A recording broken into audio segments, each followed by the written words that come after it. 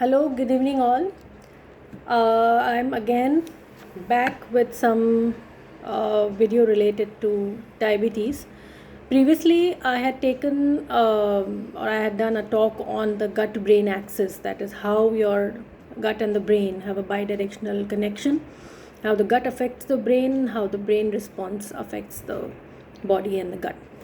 So, in that, actually, in a summarized manner, I can say that I actually discussed about the importance of the food you eat, how you cook, and at what time you're eating, and the variety of food, how you're cooking it.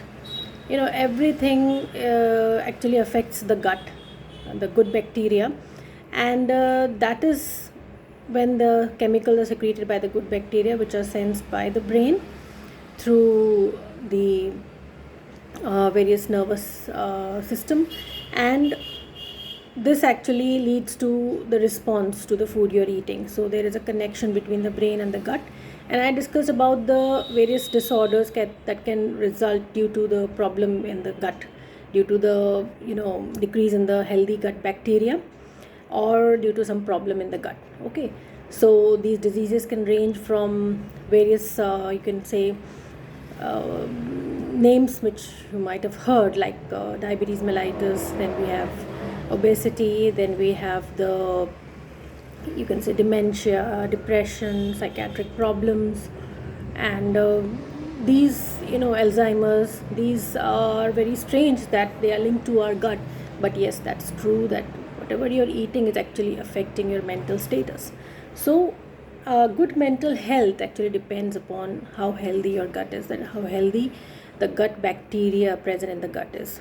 And you have to avoid the use of various probiotics, antibiotics, okay, processed food, then refined food, okay, canned food. You have to take a lot of fiber. All this was discussed in that video. Now today I'm back again with some discussion on diabetes mellitus.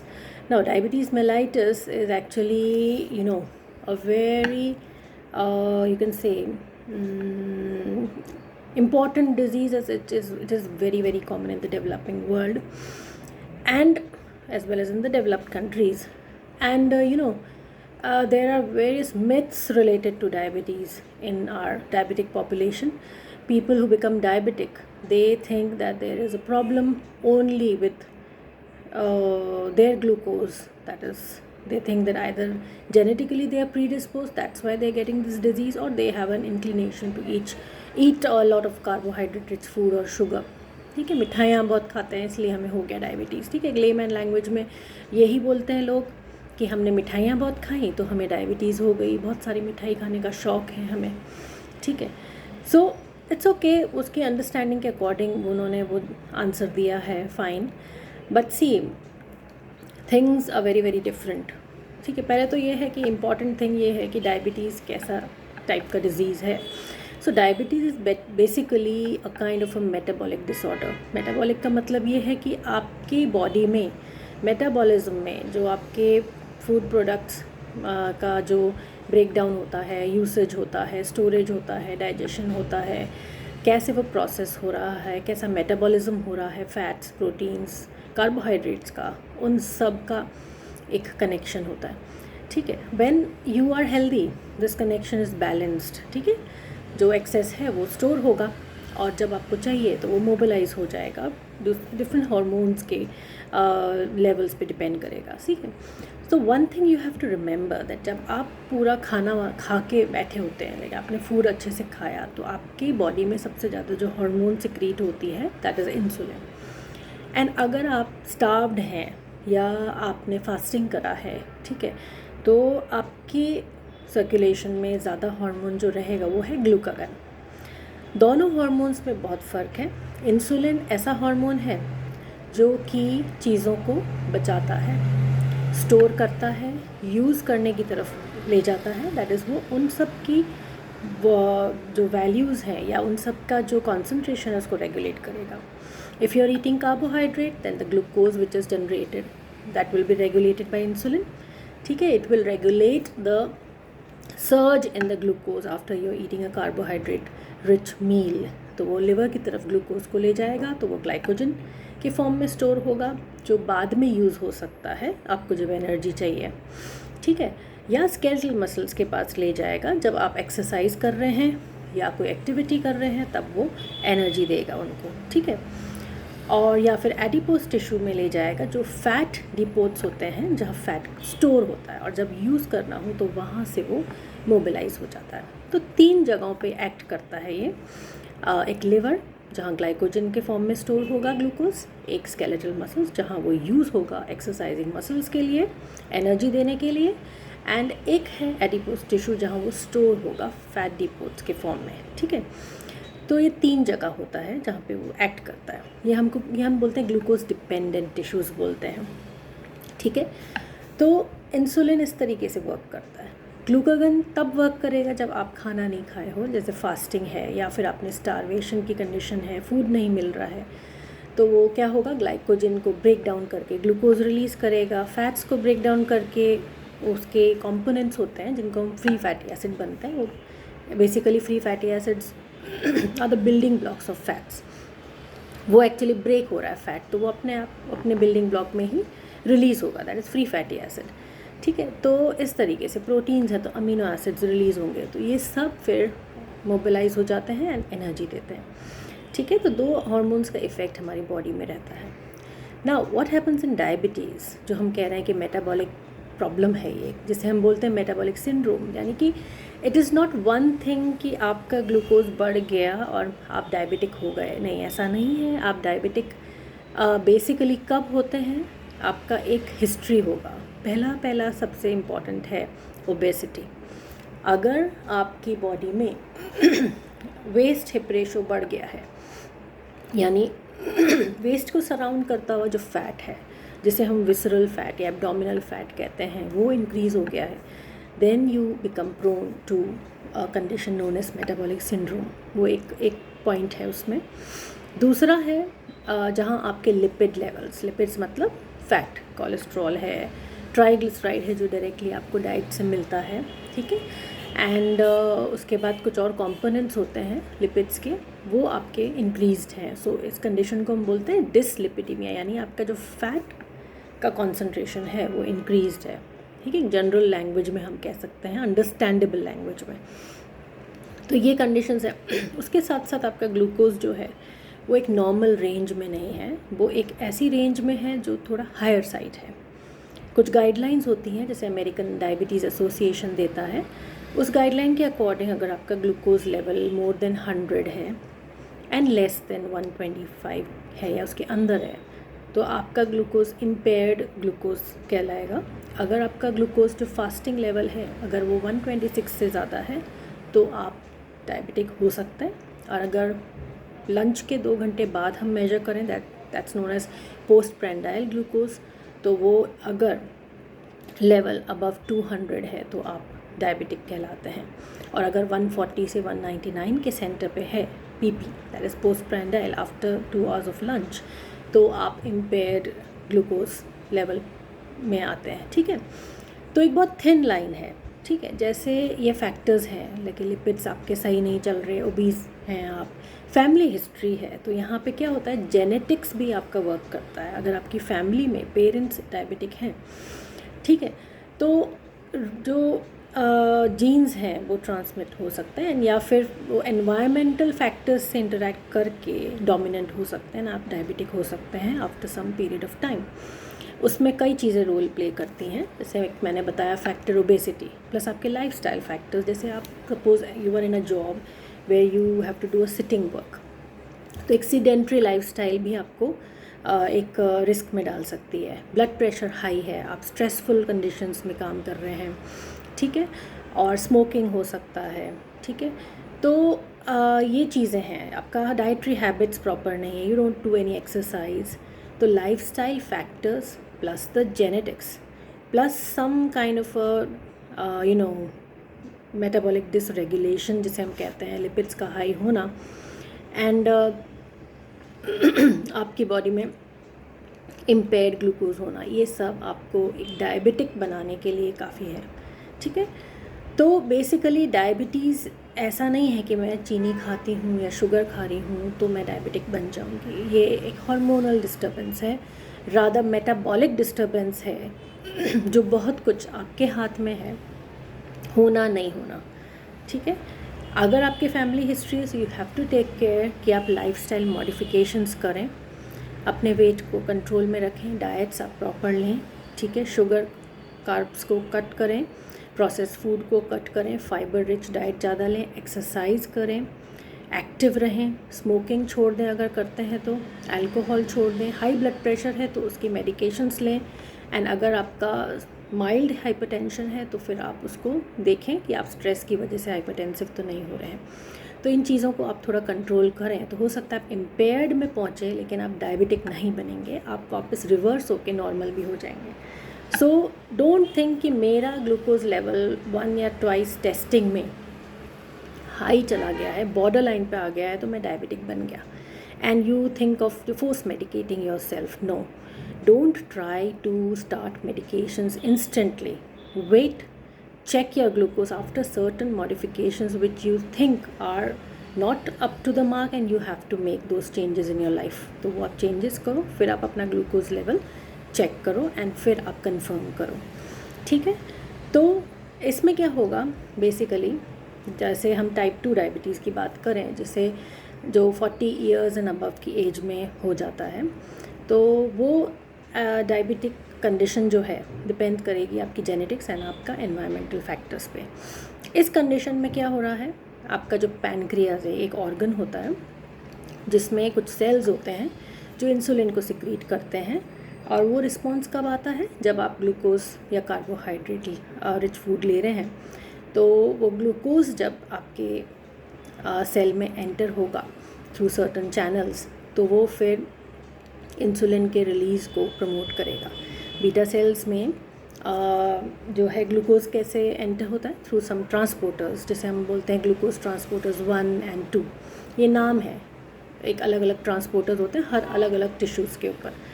तो pancreas में उन transporters से जब glucose enter होता है तो insulin का release कुछ पोर्शंस में होता है, इंस्टेंटली नहीं होता है। ठीक है, और वो रिलीज़ भी कुछ चैनल्स के ओपन होने से होता है। ठीक है, मेम्ब्रेन पे कुछ आयंस का डिस्ट्रीब्यूशन चेंज होता है एंड वो इवोक करता है इंसुलिन के रिलीज़ को। उस ग्लूकोज के रिस्पॉन्स से इंसुलिन रिलीज़ हुआ और वो फिर दूसरे टिश्यूज़ जैसे स्केलेटल मसल है, लिवर है, वहाँ पे एडिपोज टिश्यू में जब ग्लूकोज का अपटेक हो रहा है तो इंसुलिन उन टिश्यूज़ के रिसेप्टर्स पे इंटरैक्ट करेगा और फिर वो कुछ एक्टिविटी से कुछ सेल के अंदर कंपाउंड्स होते हैं उनको केमिकली मॉडिफाई करेगा एंड वेरियस प्रोसेसेस को स्टार्ट करेगा। ठीक है, मेटाबॉलिज्म के। तो उसका एक पर्पज़ यही होता है कि ग्लूकोज को यूज़ किया जाए, ग्लूकोज को स्टोर किया जाए। ठीक है, स्केलेटल टिश्यूज़ पे अगर इंसुलिन एक्ट करेगा थ्रू रिसेप्टर तो वो उसकी यूसेज को बढ़ाएगा, एक्सरसाइजिंग मसल्स में स्टोर भी करवाएगा, लिवर में वो स्टोर करेगा, एडिपोज टिश्यू में जो है वो फिर उसके कन्वर्जन में हेल्प करेगा, ट्राइग्लिसराइड या फैट के फॉर्म में वो स्टोर। ठीक है, एक चीज़ इंपॉर्टेंट ये भी याद रखिए कि जब आप ज़्यादा ग्लूकोज लेते हैं, कार्बोहाइड्रेट लेते हैं, तो basically you are making more of fat. ठीक है, ये चीज़ लेमैन के लिए बहुत मुश्किल है समझना, बट वेरी वेरी इंपॉर्टेंट। क्यों इंपॉर्टेंट? बिकॉज हम कहते हैं ना, अरे यार मैं मोटा क्यों हो रहा हूँ, मैं शुगर खाता हूँ, मैं मिठाइयाँ खाता हूँ, फ़ैट थोड़ी खा रहा हूँ, घी तो मैं बिल्कुल नहीं खाता, तेल भी नहीं खाता हूँ, फैटी चीज़ें तो मैं खाता ही नहीं हूँ, तली भुनी कुछ नहीं खाता हूँ, मैं सिर्फ मिठाई का शौक़ है यार, मुझे तो पता नहीं क्या हो रहा है। बट आपको पता है जब ग्लूकोज ब्रेक होता है, ऑक्सीडाइज होता है एनर्जी देने के लिए, तो एक कंपाउंड में कन्वर्ट होता है जिसको हम एसिटाइल कोएंजाइम ए बोलते हैं बायोकेमिस्ट्री लैंग्वेज में। एंड वो एसिटाइल कोएंजाइम में एक्चुअली एक ईंट है या ब्रिक है टू फॉर्म द फैट। वो फैट बनाने के लिए ईंट का काम करता है। ऐसी बहुत सारी ईंटें इकट्ठी होती हैं तो फैट बन जाएगा। तो जितना ज़्यादा ग्लूकोज उतना ज़्यादा एसिटाइल कोएंजाइम है और उतना ज़्यादा फैट बनना चालू हो गया। तो आप क्या कर रहे हो, इनडायरेक्टली फ़ैट भी बना रहे हो। ठीक है, तो ये चीज़ें ध्यान रखनी है हमको कि हम डाइट में कार्ब्स को तो कट करके ही रखें। हर फूड में कार्बोहाइड्रेट है, तो आपको डायरेक्टली चीनी या शुगर खाने की ज़रूरत नहीं है, ठीक है। आप उसको कंट्रोल में रखो। तो इंसुलिन का रिलीज़ हुआ, इस तरीके से कंट्रोल हुआ। अब डायबिटीज़ में क्या हुआ, इंसुलिन तो हाई है, सिक्रीट हो रहा है, लेकिन फिर भी ग्लूकोज लेवल नॉर्मल नहीं आ रहा। उसका रीज़न क्या है, जो टिश्यूज़ ग्लूकोज को इंसुलिन का अपटेक करते हैं वो बेसिकली सेंसिटाइज नहीं कर रहे हैं इंसुलिन को, वो रेजिस्टेंट हो गए हैं उनको पता नहीं चल रहा कि इंसुलिन है, तो ग्लूकोज यूज़ नहीं हो रहा है, स्टोर नहीं हो रहा है ग्लाइकोजन के फॉर्म में, एंड कंटिन्यूस हाइपरग्लाइसीमिया बना हुआ है एंड ग्लूकोज लेवल हाई है ब्लड के अंदर। तो ये कंडीशन है इंसुलिन रेजिस्टेंस। तो जो हम एडल्ट डायबिटीज़ या जो 40 ईयर्स अबव जो डायबिटीज़ डेवलप होती है, हम उसको कहते हैं insulin resistance diabetes, where there is much insulin but there is resistance. पर क्या होता है, एक लेवल के बाद हमारे पैनक्रिया के जो सेल्स हैं इंसुलिन बना बना बना के थक जाते हैं, इंसुलिन वर्क नहीं कर रहा, लेकिन ग्लूकोज तो हाई है ना, तो उनको एक मैसेज तो जाता है कि ग्लूकोज तो यूज़ नहीं हो रही है, तो यार इंसुलिन कम पड़ रहा है शायद, तो वो और इंसुलिन बनाता जाता है।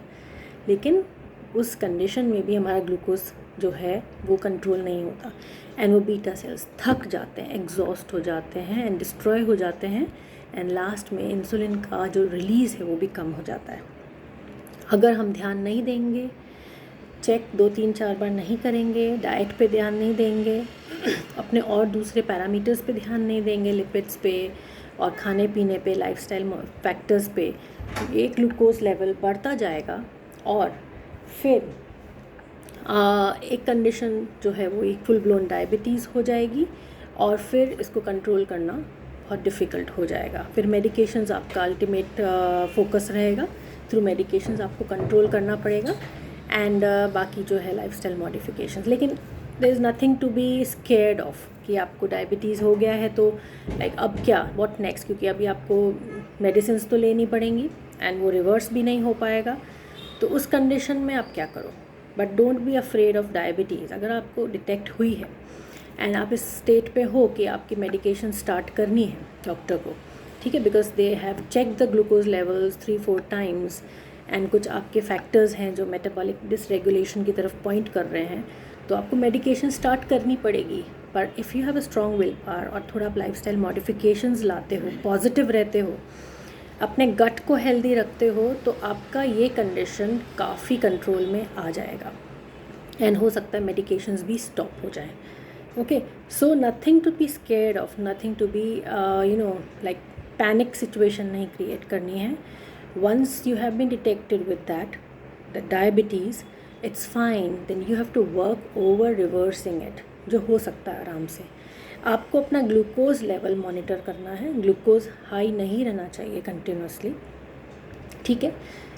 Get in touch with your doctor when you have any problem, and don't be scared of it, ठीक है। दूसरे फैक्टर्स भी आप देखो, कुछ सिम्टम्स भी आते हैं जब डायबिटीज़ होता है, लाइक यूरिन ज़्यादा बनता है, पॉलीयूरिया बोलते हैं, भूख ज़्यादा लगेगी, पॉलीफेजिया, एंड माइट भी ओबेसिटी है, बट बाद में पर्सन में वेट लॉस हो रहा है क्योंकि मसल प्रोटीन यूज़ होने लग जाता है, तो थोड़ा वेट लॉस होने लगता है। तो ये कंडीशंस होती हैं, तो वो इंडिकेट कर सकती हैं there is some kind of a metabolic disorder inside you, ठीक है।